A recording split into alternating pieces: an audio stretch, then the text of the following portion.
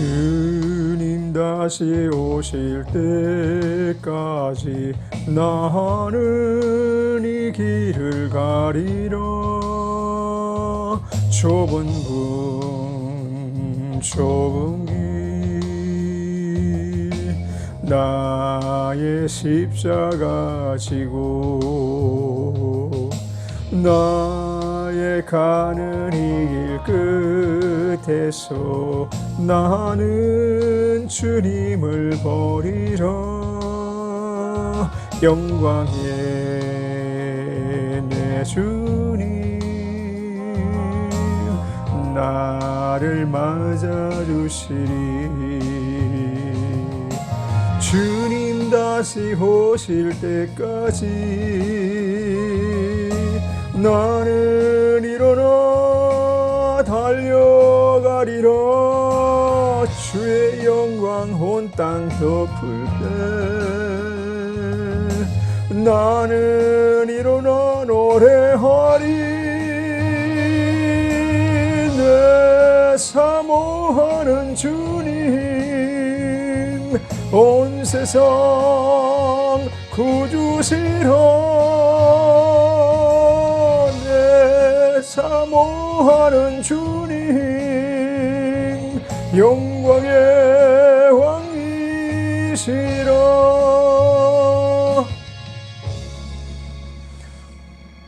사랑이 많으신 아버지 감사합니다. 찬양과 영광을 주님께 올려드립니다. 이 한 날 어찌 살아가는 날인지 저희는 알지 못하지만 우리의 목자가 계시고 우리의 인도자가 계시며 우리를 지켜주시는 성령님께서 계심으로 목자 예수님을 따라가는 길 올바로 걷게 하여 주옵소서.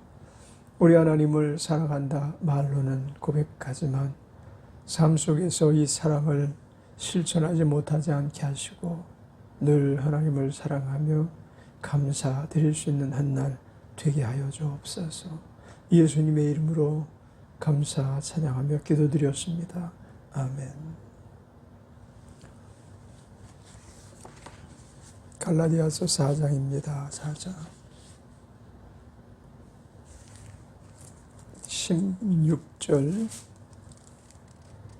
16절부터 20절까지 보겠습니다. 갈라디아서 4장 16절로 20절까지. 그런즉 내가 너희에게 참된 말을 함으로 원수가 되었느냐? 저희가 너희를 대하여 열심내는 것이 좋은 뜻이 아니요 오직 너희를 이간 붙여 너희로 저희를 대하여 열심내게 하려 함이라.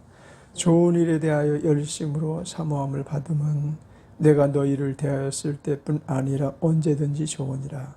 나의 자녀들아, 너희 속에 그리스도의 형상이 이루기까지 다시 너희를 위하여 해산하는 수고를 하노니 내가 이제라도 너희와 함께 있어 내 음성을 변하려 함은 너희를 대하여 의심이 있음이라.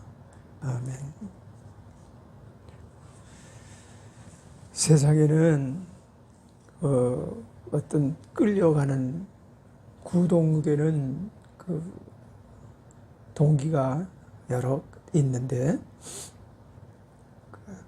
열심 있는 사람이 대개는 세상을 끌고 갑니다. 어떤 일을 하든 열심을 잃어버린 사람은 무슨 일이라도 깊이 있게 감당할 수가 없고 또 아주 찬찬히 들여다보면서 정말 작품이 작품답게 나오게 하질 못합니다. 화가도 그 일을 이루기 위해서 얼마나 열심을 내느냐에 따라서 그 화질이 달라지죠. 음악가도 마찬가지입니다. 음악가의 열심은 아주 세상에서 알아주는 열심이죠. 그들은 피아노를 연주하기 위해서 하루에 8시간 혹은 막 그 이상의 시간을 연습을 한다고 한답니다. 한 곡을 연주하기 위해서 계속 반복해서 하루 이틀도 아니고 아주 공연 직전까지 끊임없이 연습을 한대요. 또 노래하는 사람도 마찬가지잖아요. 한 가지 노래를 하기 위해서 얼마나 많은 수고와 애를 쓰는지 모릅니다.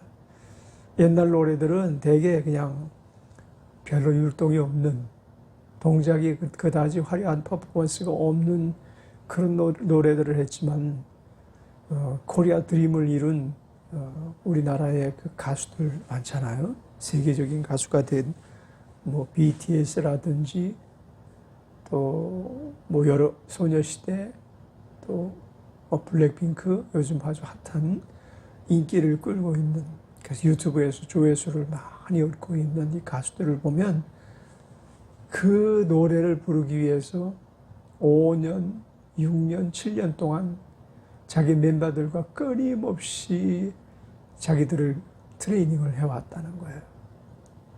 그리고 드디어 데뷔하기 위해서 곡이 딱 떨어지면 이제 그 곡을 그간 연습해온 퍼포먼스와 가미시켜서 하나하나 부분 동작마다 엄청난 노력을 한대요. 그 열심에서 나오는 에너지들이죠. 그중에 열심 있는 사람이 열심 없는 사람이 하나 들어가면 불협화음으로 금방 두드러지게 나타나게 될 거예요. 사사로운 일도 마찬가지입니다. 열심으로 하는 일과 그냥 태만한 가운데 적당히 하는 일은 큰 차이가 나죠. 세상에는 이 열심이 두 가지 종류의 열심이 있어요. 하나는 나쁜 일에 대한 열심, 악한 일에 대한 열심, 거짓된 일에 대한 열심, 세상에 지탄받을 일에 대하여 열심을 내는 부류의 사람들이 있습니다. 그리고 또 한 부류는 뭐 두말할 나위 없이 좋은 일에 대하여 열심을 내는 사람들이 있죠. 우리 대부분 세상의 생명력이 길게 유지가 되고 많은 계층에서 선호하는 열심은 바로 이 좋은 일에 대한 열심이죠. 누구나 열심 내는 사람은 대부분 자기가 하는 일이 좋은 일이라고 생각하면 열심 동기가 나타납니다. 그는 자기가 하는 일이 악한 일이고 자기가 하는 일이 그다지 평가를 받을 만한 일이 아니면 열심의 에너지가 소멸되기 시작하죠. 그럼에도 불구하고 끈기는 있어요. 어디서 나타난 동기인지는 몰라도 끈기가 있어요. 그 끈기 공급하는 공급자가 누군가라는 것은 우리는 너무나 잘 압니다.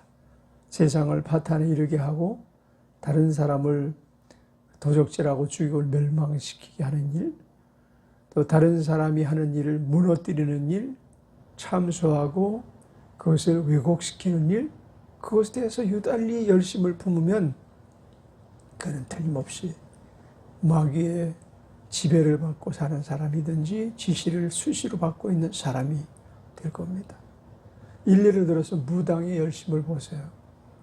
무당이 새벽 기도는 안 하지만은 저녁 기도는 얼마나 열심히 하는지 모릅니다.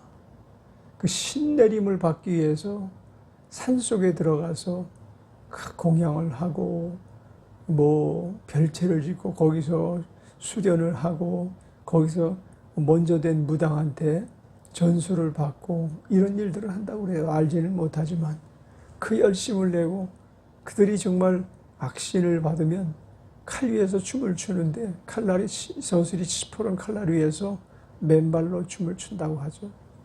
그런 장면을 한 번도 목도는 못했지만 무당도 엄청난 열심을 내는데 그것은 바로 귀신이 주는 힘을 공급받아서 열심을 내는 거죠. 지금은 그다지 무당들이 옛날 무당처럼 원색적이지 못해요. 지금 무당들은 점잖을 가장하죠. 점잖게 차려입고. 옛날 무당들은 좀 달랐어요. 내가 어렸을 때 6살, 5살, 6살 때 아현동에 살았는데 우리 집에 가기 위해서는 무당 골목을 지나가야 돼. 거기 옛날에 미아리에 보면 점집들이 쭉 많이 있었죠. 그런 것처럼 어떤 골목을 쭉 올라가는데 양쪽 편에 다 이 무당들이 그냥 갈 때마다 그냥 징소리, 북소리 막 이런 소리를 들으면서 그 아현동 고갯길을 올라다니고 그랬거든요. 그게 내 머릿속에 아주 뇌리에 넘나는데 집집마다 막 울고불고 막 내린 것들도 많고 그들만의 특별한 그 문양 있잖아요. 귀신 문양, 마귀 문양 이런 것들을 막 문에다 착 붙여놓고 막 그래가지고 그래서 섬찟섬찟하면서 그 길을 지나갈 때마다 오싹오싹한 느낌을 받으면서 그 어릴 때 거길 지나갔지. 거길 지나가지 않으면 놀이터도 못 가고 뭐 아무 곳도 갈 수 없어서 늘 지나다녔던 그런 기억이 나는데 나는 언제나 여기 지나지 않을까. 아마 어릴 때도 그 생각을 하면서 지나갔을 거예요. 세발자전거 타고 거길 지나가다가 막 갑자기 그냥 북소리가 나고 장구 소리가 나고 징 소리가 나고 그러면 깜짝깜짝 놀래고 그랬던 기억이 나요. 그 열심이 어디서 오는 열심이에요? 그건 사망으로부터 오는 열심인 거예요. 생명으로부터 오는 열심은 아닌 거예요. 그렇다면 그들도 그렇게 열심을 품는데 우리 생명 가진 자들은 얼마나 열심을 품어야 되겠느냐. 그런즉 내가 너희에게 참된 말을 함으로 원수가 되었느냐? 저희가 너희를 대하여 열심 내는 것이 좋은 뜻이 아니요. 지금 여기서 말하는 너희는 누구죠? 사도 바울과 함께 주의 일을 감당하는 사람들이에요. 주님의 뜻을 이루기 위해서 애쓰는 동역자들일 수도 있고 문화생일 수도 있고 또 이제 요즘 말로 하면 우리 교회로 말하자면 성도들. 적어도 성도들 중에서 깊이 신앙생활하는 성도는 아닐 거예요. 조금 틈이 보이니까 그런 사람들한테 열심을 내는 어떤 무리가 따라 붙었는데 너희를 이간 붙여 너희로 저희를 대하여 열심 내게 하려 함이라. 그러니까 그런 사람에게 은밀하게 들어와서 그렇지만 굉장한 열정을 갖고 그 사람에게 무언가 시도를 하고 있는데 그 일이 뭐냐면 그들 전하는 자기들을 따르게 하기 위한 열심을 내는 거죠. 다른 복음을 그러니까 슬며시 가져와서 저희와 같이 동역하자고 유혹하는 거예요. 미혹하는 거예요. 그런 뜻을 아마 지닌 내용의 말씀이 아닌가 싶어요. 좋은 뜻이 아니요 오직 너희를 이간 붙여 너희로 저희를 대하여 열심 내게 하려 함이라. 자, 우리가 이 열심을 내려고 할 때 항상 이와 같은 위기가 찾아와요. 다른 열심 말이죠. 우리가 주님을 향해서 사랑합니다. 그리고 감사와 찬양을 드립니다. 주님 계시하신 그 일에 대하여 저희들이 무엇이든지 순복하며 따르겠습니다. 그리고 막 열심을 내고 있는데 어느 순간에 갑자기 뭔가 쭉 밀려오거든요. 어떤 돈의 걱정이 밀려온다든지 인간적인 어떤 배신이라든지 또 나에 대하여 존중이 없는 그런 태도로 늘 대하는 그런 사람을 만났을 때 우리의 열심이 속이 상해서 혹은 기분이 매우 언짢아서 쓱 식을 수가 있다고. 하나님에 대한 열심이.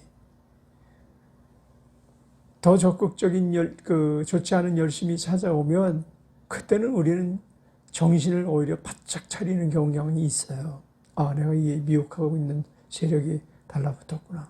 안 되겠네. 정리해야 되겠구나 하고 우리가 이제 호전성을 지닐 수가 있게 되어지거든요. 그런데 알지 못하게 살짝 들어와가지고 우리 기분을 싹 건드리고 일할 그런 흥미를 떨어뜨리게 하고 그리고 하나님께 대해 불평하게 만드는 그런 요인들이 찾아왔다고 한다면 다른 열심이 우리에게 지금 붙어 있는 거예요. 다른 열심 내는 세력, 그것이 영적인 세력일 수도 있고 우리를 유혹하는 인간적인 어떤 모습을 진 가운데 그렇게 사는 게 과연 적당한 삶이냐? 너희는 왜 그렇게 사니?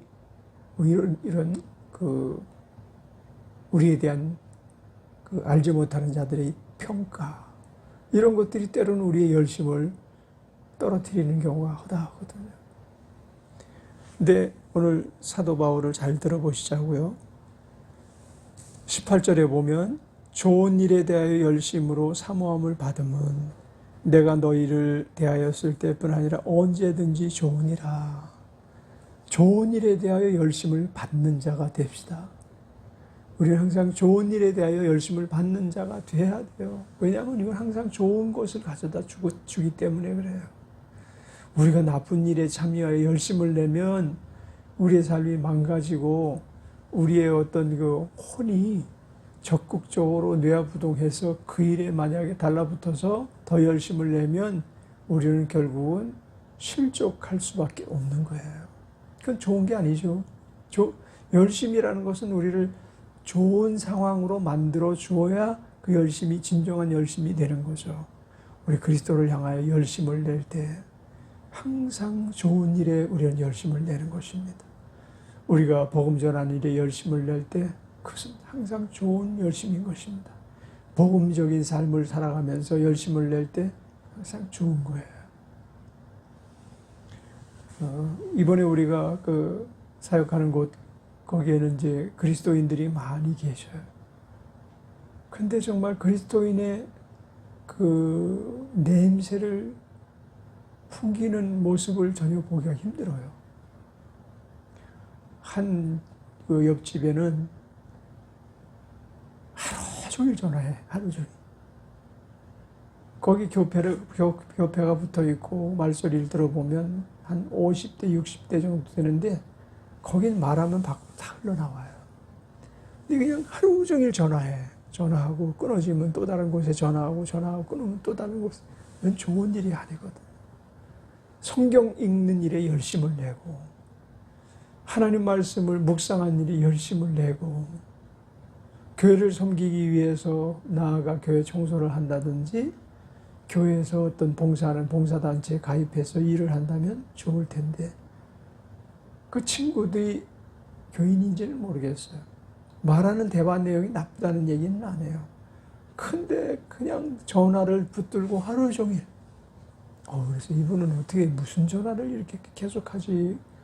보면 할 때마다 보면 큰 소리로 전화를 하고 깔깔거리고 전화를 하고 그러는데 그렇게 해서 행복할 수는 있을지 모르겠어요. 그런데 그게 무슨 좋은 일을 가져다 주겠어요. 말도 절제가 필요해요. 전화 받고 전화 거는 것도 절제가 필요하고 친구들과의 교제도 절제가 필요해요. 친구가 하자고 해서 다 따라서 하면 이건 힘든 일들이 찾아오고야 말아요. 말을 많이 하죠. 얼마나 열심히 있어요. 말하는데 온 정신을 또 쏟아서 그냥 목소리 높여서 그것도 열심 중에 하나죠. 그렇지만 그것은 그 인격에 전혀 도움이 되지 못하고 상대방의 마음에 평안을 주지 못해요. 상대방이 상대로부터 많은 말을 들으면 혼란이 와요. 그래서 바울 사도의 좋은 일에 대하여 열심으로 사모함을 받으면 내가 너희를 대하였을 때뿐 아니라 언제든지 좋으니라. 그 열심 내는 것은 언제든지 좋은 상태로 상황을 끌고 가는 힘이 있어요. 좋은 일에 대하여 열심 내는 것. 그 나쁜 일에 열심을 내면 항상 나쁜 일로 끌고 가는 힘이 있다 하니까요. 그 힘이 얼마나 강력한지 순식간에 삶이 변할 수도 있고요. 순식간에 형편이 바뀌어질 수도 있어요. 나의 자녀들아 너희 속에 그리스도의 형상이 이루기까지 다시 너희를 위하여 해산한 수고를 하노니. 이제 사도 바울이 그 이제 전자에 이 두 가지 내용을 얘기하면서 우리 가운데 있는 자 중에 어떤 이들이 다른 얘기가 붙어서 열심을 내게 하기 위해서 계속 미혹하는 세력이 있다는 것을 바울은 알았죠. 이제 그것이 이제 16절 말씀, 17절 말씀이죠. 그런데 또 한 부류들은 주를 위하여서 열심 내는 모습도 있었어요. 그 모습을 보면서 바울은 괴로운 거예요. 왜 같은 입에서 나온 말을 듣고 같은 성경을 통해서 말을 들은 사람 중에 열심의 빈차가 생기는가? 왜 이와 같이 아직 덜 성숙하는 모습들이 우리 모습 안에 나타나고 있는가? 우리 공동체 안에 이런 모습이 나타나면 속상하잖아요. 지도자들이 어떤 사람이 막 열심을 내는데 어떤 사람은 뒤에서 기분 나쁜 듯한 그리고 못마땅한 듯한 표정을 짓고 있고 그러면 지도자는 속상한 거거든요. 열심 내는 그 사람이 무시당하는 것도 속상할 뿐만 아니라 그 사람을 향하여 좋지 않은 언사를 하고 그럴 정도로 믿음이 아직 견고하지 못한 사람이 아직도 우리 가운데 있구나라고 생각할 때는 내 지도력에 문제가 있지, 내 가르침에 문제가 있지, 내가 지금 주의 뜻을 온전히 저들에게 전파하였다면 저들이 큰 감동을 받고 좋은 일에 열심 내는 사람이 되었으면 좋을 텐데 하고 이 지도자는, 목회자는, 또 전도자는 속상한 겁니다. 이런 속상함이 있어야 될 줄 믿습니다. 이런 안타까움이 있어야 돼요. 그래서 한 말이 19절에 나의 자녀들아 너희 속에 그리스도의 형상이 이루기까지 다시 너희를 위하여 해산하는 수고를 하겠다라는 얘기예요. 그러니까 열심을 내어서 우리가 온전해진 모습은 그리스도의 형상에 이루기까지 되는 거죠. 우리가 그렇게 자라기 위해서 열심을 내야 되는 거죠. 그리스도의 형상에 이르기까지 우리의 모습을 자꾸만 격상시켜 나가야 돼요. 변화시켜 나가야 돼요. 발전시켜 나가야 돼요. 그런데 어느샌가 누군가가 무언가 미혹을 했다든지 악한 영들이 몰래 들어와서 우리의 하나님이 주시는 은혜를 도적질해가고 하나님 주신 그 큰 놀라운 은사를 도적질해가고 또한 사역의 동기를 부서뜨리고 망가뜨리고 가게 만들었다면 이건 큰 손실이 아닐 수 없어요. 우리 그리스도의 형상을 이루기까지라는 말의 의미는 너무나 크죠. 그리스도께서는 사망과 싸워서 이기신 분이에요. 우리는 아직 사망과 싸워서 이겼다 보장받을 수가 없어요. 사망은 우리 육체적인 사망을 말하는 게 아니에요. 육체는 언젠가는 누구나가 다 흙에서 왔으므로 흙으로 돌아갈 것은 당연해요. 그러나 이 두 번째 오는 사망과의 싸움에서 우리가 이기지 못하였는데 우리가 방심을 하고 만약에 있다고 한다면 우리 형상은 그리스도의 형상 이루지 못한 거예요. 적어도 1차적으로는 사망과 싸워 이겨야만 합니다. 예수님의 크기는 생명을 우리에게 공급해 주신 것입니다. 그래서 우리가 사망과 싸워 이겼다면, 그래서 내가 이제 산자가 되었다면 이 생명을 다른 사람에게도 나누어 줄 수 있는 사람이 돼야 된다는 거죠. 공급해 줄 수 있는 사람이 돼야 된다는 거죠. 예를 들어서 부부간에도 동일하게 이 삶의 원리가 작동이 돼야 돼요. 먼저 우리가 사망과 싸워 이기기 위해서 상대방이 지금 사망에 이르렀으면 우리가 중보기도도 해야 되고, 또 상대방이 건강을 잃었으면 정말 나는 건강하다고 해서 내 건강을 더욱 챙기려는 그런 생각에 그냥 매몰되지 말고 저 사람이 더 건강해야 되는데, 저 사람이 더 건강해야지 우리가 그리스도의 형상을 이루어 천국 갈 때까지 변변치 않은 삶을 살지 않게 될 텐데, 그래서 중보기도 해야죠. 같이 기도하고 또 서로 치료에 협력해야 되고, 가정에 어떤 아이들에게 문제가 생겼다, 그럼 같이 기도하고 협력해야 돼. 어떤 아이에게 영적으로 지금 많은 어떤 도전이 와서 아이에게 영향을 미치고 있다고 한다면 그를 위해서 우리가 중보기도 해줘야 돼. 특히 이게 가장 무서운 문제거든요.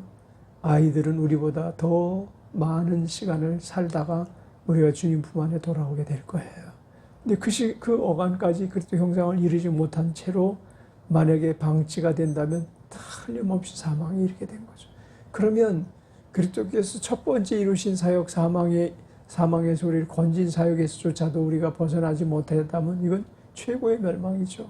두 번째, 생명을 나누어 주는 역할, 복음 증거해서 죽어가는 영혼을 살리는 일에 대해서 우리가 열심을 잃어버린다면 우리의 삶은 의미를 부여할 수 없는 삶이 되고 말 것입니다. 열심을 품어야 됩니다. 우리는 좋은 일인가에 먼저 착안을 하고, 이것이 좋은 일이라면 열심히 꺼지지 않는 자가 되어야 됩니다. 열심히 꺼지지 않는다는 이야기는 에너지가 있다는 이야기입니다. 그 열심을 이루어 나갈 수 있는 에너지, 이건 누가 주시는 에너지입니까? 성령님이 주시는 에너지입니다. 나의 자녀들아 너 예수 그리스도 형상 이루기까지 다시 너희를 위하여 해산하는 수고를 하느니 그랬어요. 다시 해산하는, 다시 낳고 다시 너희들이 출생 되게 하는 수고까지 내가 다시 하겠다, 이런 말씀을 하고 있어요. 내가 이제라도 너희와 함께 있어 내 음성을 변하려 하면 너희를 대하여 의심이 있음이라. 그래요. 교회는, 우리 성도들은 의심받아 마땅해요. 의심스러운 부분들을 지니고 있어요. 이런 일들이 발견되어지면 누군가가 우리를 보살피고 우리를 지켜주고 우리를 변화시켜줄 수 있는 사람이라고 한다면 복 있는 사람이에요.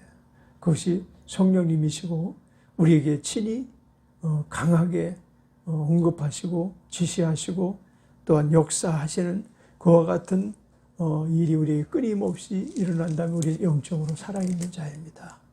그리고 사도 바울은 누가 가르쳐줘서 한 것이 아니고 보고 느끼고 하신 거예요. 그만큼 바울 안에는 예수의 생명이 철철 넘쳐 흐르고 있었음을 우리는 보게 되는 것입니다.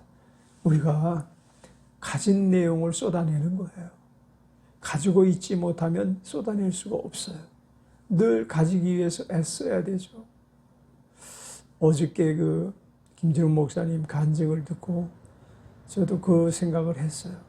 사실 저도 설교하기 전에 설교에 대한 생각을 끊임없이 해요. 어제 그래서 지나간 설교를 꼭 듣죠. 지나간 설교를 거의 2번 이상 반복해서 들어요. 그래야 다음 설교가 연결이 되거든요. 특히 이렇게 주의 설교를 할 때는, 어떤 포인트 설교가 아니고 주의 설교를 할 때는 연결이 끊어지면 그러면 의미가 약해지거든요. 그래서 전날에 설교했던 거를 이제 운전할 때나 할 때 이렇게 혼자 있을 때는 들어요. 듣고 내가 어떤 설교를 어제 했었지. 그래서 오늘의 맥락과 연결이 되도록 그런 생각을, 그것을 문서로 작성을 하지는 못해도 또 메모를 해서 남기진 못해도 늘 복기하고 그런 작업을 하는데, 우리 자신을 늘 그렇게 복기해보고 열심히 식지 않도록 애쓰면서 하나님께서 우리가 정말 좋은 일에 열심을 품는 자가 되게 만들어 주시기를 바랍니다. 기도하겠습니다. 은혜로우신 하나님 아버지, 우리가 살아가면서 무슨 일이든 성취하기 위해서는 열심을 내야 되겠는데 좋은 일에 열심 내는 자가 되게 하여 주사, 진실로 우리가 사망에서 생명을 이루게 하신 주님의 그 놀라우신 축복을 누리고 또한 생명을 나누어 공급하는 자의 역할을 감당하게 해주신 사역을 잘 이룰 수 있게 도와주옵소서. 예수님의 이름으로 감사 찬양하며 기도드렸습니다. 아멘.